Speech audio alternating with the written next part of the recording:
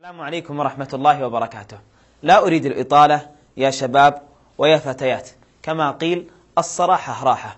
اقرأوا ما على ظهور الكتب وصفحات الدفاتر وأبواب دورات المياه من كلمات الحب واللوعة والعذاب والحرقة.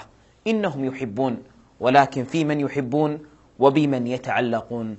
تعلق الشاب بشاب مثله، وتعلقت الفتاة بفتاة مثلها. تأملوا هذه القصة.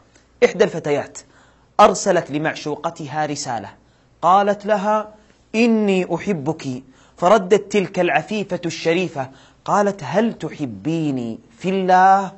فقالت تلك العاشقة: لا أقول حبا في الله، وإنما حبا مع الله. ومن الناس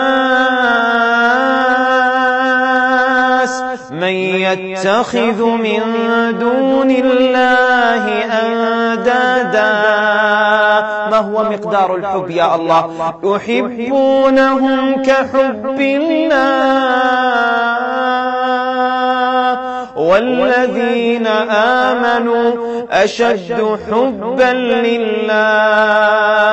وأنا أقول يا فتيات يا شباب، أهان الله إلى هذا الحد حتى نشرك المخلوق بالخالق. أتعرف ماذا فعلت؟ هذا هو شرك المحبة الذي حذر منه النبي صلى الله عليه وسلم.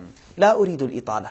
كأنك تقول هذا الداء فأعطني الدواء. أقول لك: اعلم أنه إذا دخل المخلوق في قلبك خرج الخالق، فاختر أيهما شئت. في أمان الله.